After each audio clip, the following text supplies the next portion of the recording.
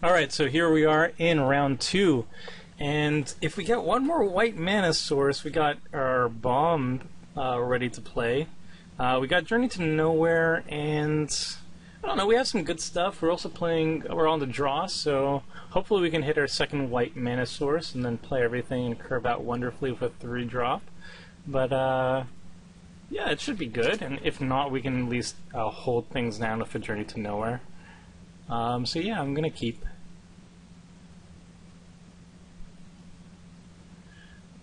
So, strong play with a Tranquil Thicket. And we do not have a white mana source. We have one more turn to curve out perfectly. Could still hit it. Come on, Plains. Even then, like, 8.5 Tails is not the ideal turn to play. But, you know what? I think I'm just gonna mark a eviction this dude. Waste some time.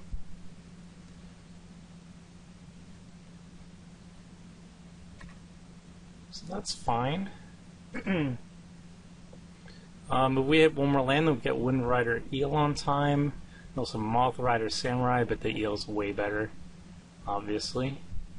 This would be that type of hand, only type of hand that I actually would want Khalni Gem eventually at some point. I really shouldn't have had that card in my main deck, but I do. So we're getting hit for 2, not much we can do about that. As soon as we get a white mana source, we're in a good spot, but until that point, ooh, Amaru Scout, I think I'm gonna have to deal with now. I don't want him to get out of control.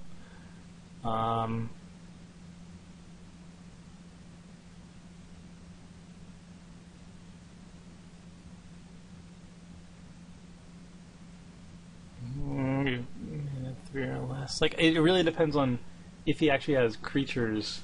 Like, I could just do 8.5 Tails right now, and then not deal with the Amaru Scout, leave Journey to Nowhere for some actual threat.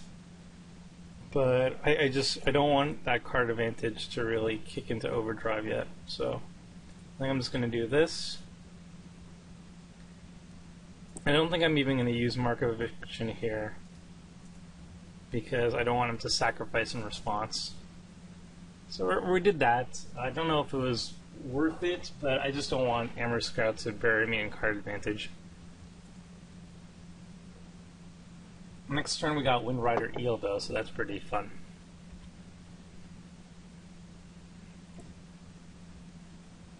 Get hit for 1.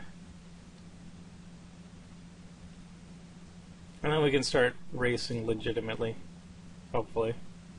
There's a lot of just like meanie dudes. Hopefully we can race okay.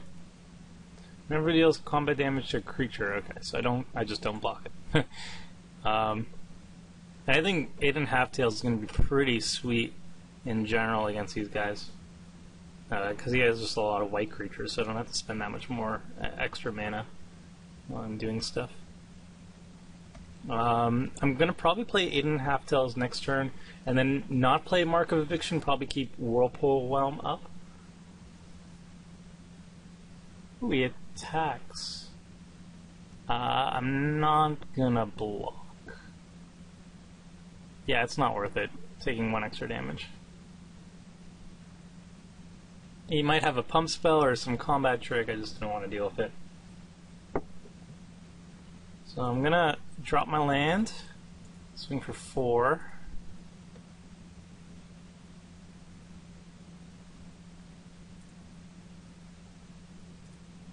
Boom. Drop 8.5 Tails.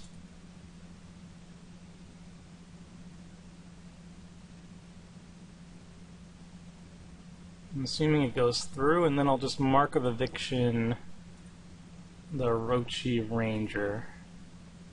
And that should leave me in a good spot. Now I have Whirlpool Whelm and I have 8.5 Tails. Let's do some sweet blocking.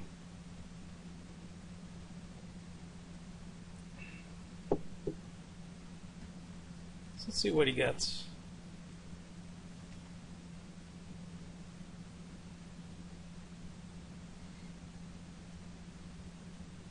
Still need to keep drawing lands for the Windrider Eel to be really good. I just need more lands in general just because 8.5 Tails is very mana hungry. I need to keep dropping threats and still having mana available. But I think I'm in a good position here. 8.5 Tails, if he survives this turn, is going to really do some good stuff. So he's still attacking. I'm not going to block this one. It's good that he's not attacking with the other creatures. That means he doesn't really have a trick to get around 8.5 Tails this turn. If he did attack, then it would probably mean that I'm going to be eat some combat trick and 8.5 Tails dies. But not the case.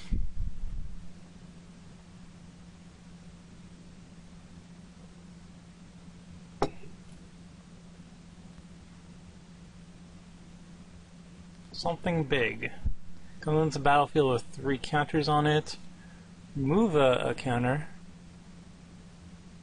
Oh. Well, that's good. I think I'm just gonna bounce him. Do not want to deal with him.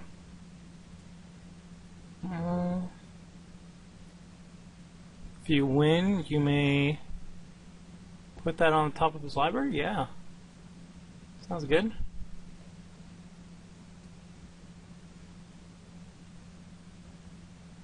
I love instant speed excommunicate. That's what I like to see.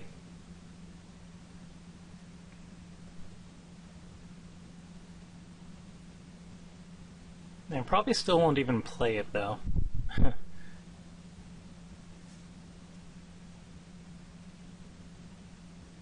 I think I want the Sliff Ascendant out, I'm not sure. Really depends on what I want to draw. If I draw another land, then I can get a Samurai out. A Mothrider Samurai.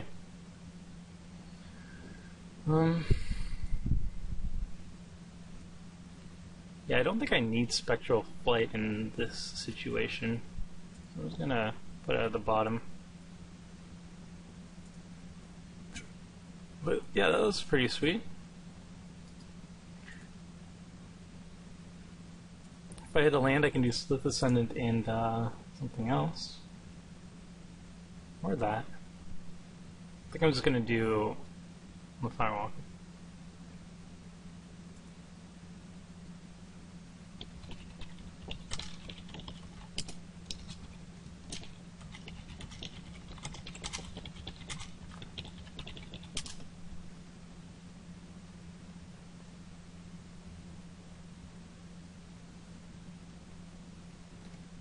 Okay, so I didn't see it on the thingy.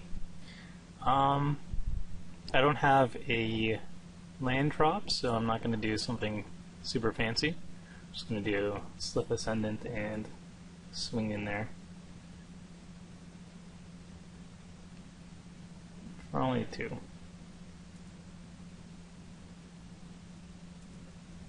So that Saproling is going to be an issue, definitely.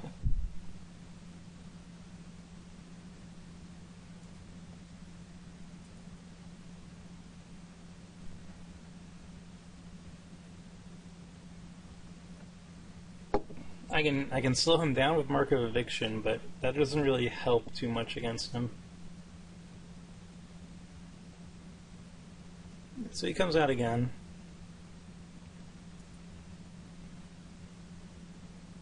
You can put 2/2 counters, or you can make his lands 2/2 creatures. Okay, so Tower of Calamity is not really going to do it right now.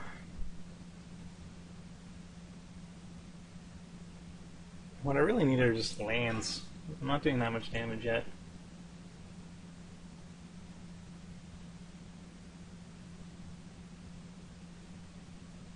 I could just like drop Mothrider Samurai though. And Mark of Eviction something. Yeah, I think that should be fine.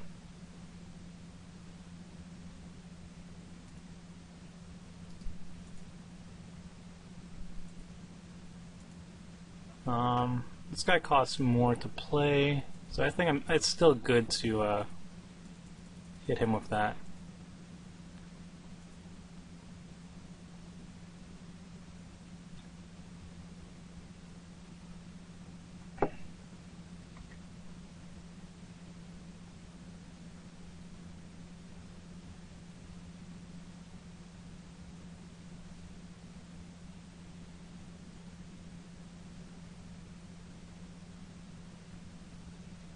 Let's see how he plays this out. Okay, that's still fine.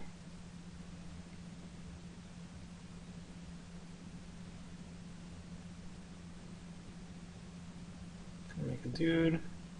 It's a 3/3 dude.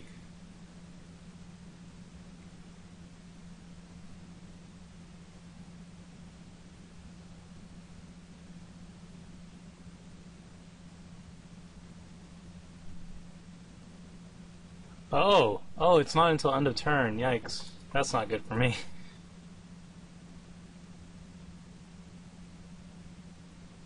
Uh-oh.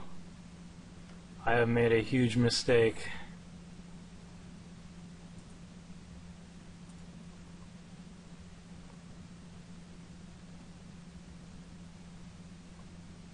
I guess I'm just gonna put it on a forest. This time.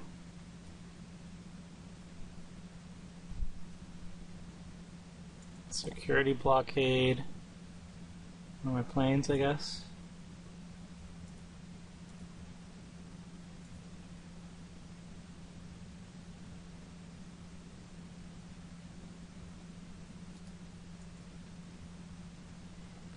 Let's see here. So he has 3, 6,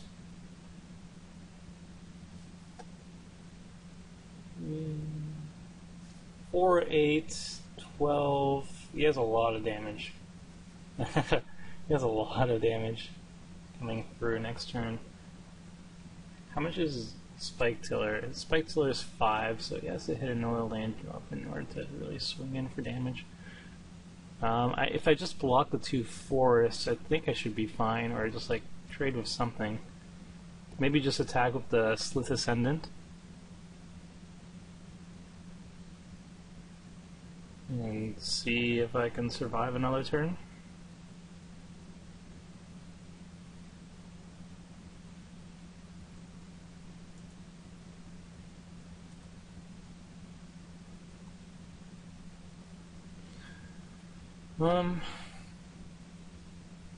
Rider Eel would be a good one to get into.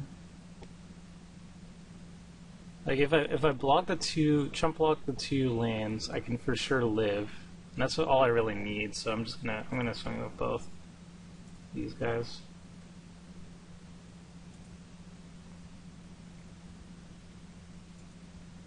That puts him to lethal if I survive this turn, and I get a land draw.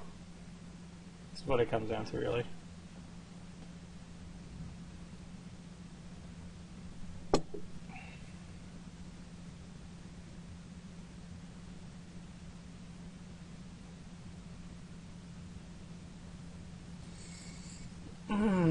Land would be good. That would be really good. One land drop, when Rider Eel turns into 4/4, I swing for 7, easy peasy.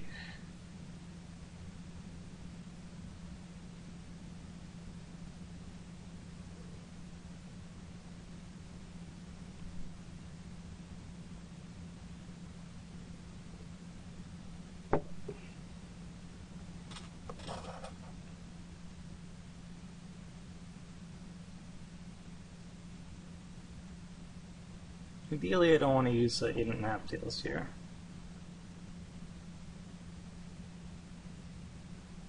But I will if I have to.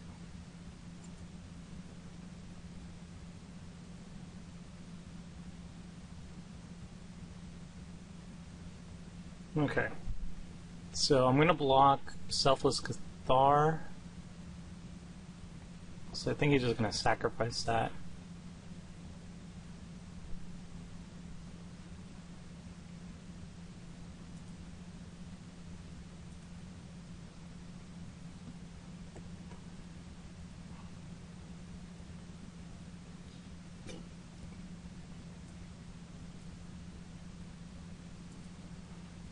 So the block like this, and he still has a pump and they'll kill each other. Block like this, they still kill each other. That leads me dead to basically a pump spell if he has it. Oh, he has to get in 7 extra damage, so that's like a giant growth.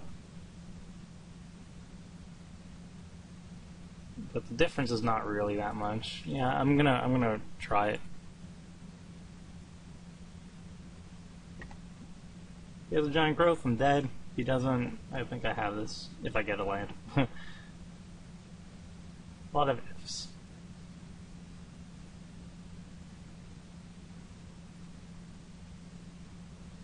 So I'm gonna take 8, which is gonna go down to 7, so I'm gonna be left at 3 life. Well, it works out fine.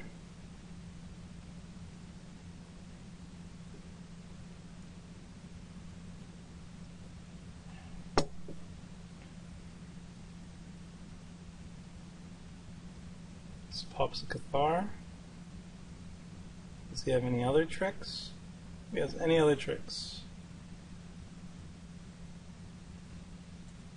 Oh, those are by planes, yeah.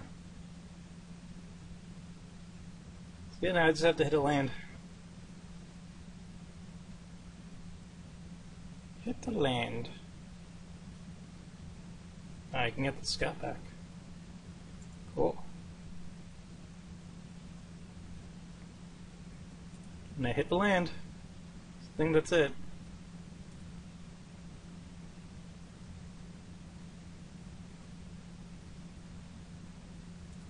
Boop. 7.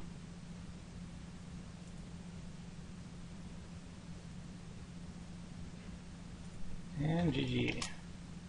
So out goes Khalni Gem, in goes something. Keening Apparition is a little bit annoying. The fact that he can deal with my enchantments. I have a lot of enchantments. Hopefully he doesn't have any more in there, but this Khalni Gem's just not good without Windrider Yell. So that one's coming out. He's very aggro-y, so maybe Scour Glass will be worth it. I'm not sure. Like, these, the more expensive tap dude things are just not very good if he has just like a lot of weenies. So I'm thinking just like Scour Glass if he goes too crazy.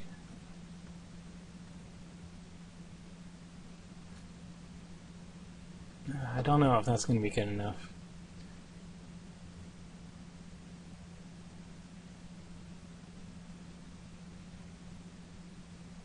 Don't know what I can sideboard in, really. Rise?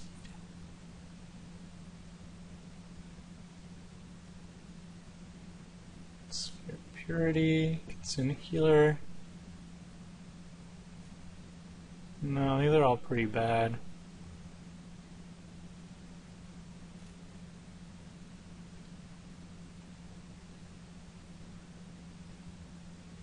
Khalni Gem out, and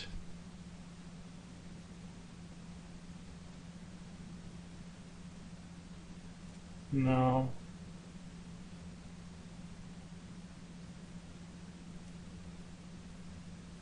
Awe Strike? No, that's pretty awful too.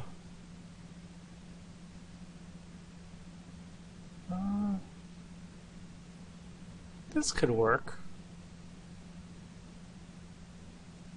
Or maybe like a Village Bell Ringer. I'm gonna try a Village Bell Ringer. See if that's fine.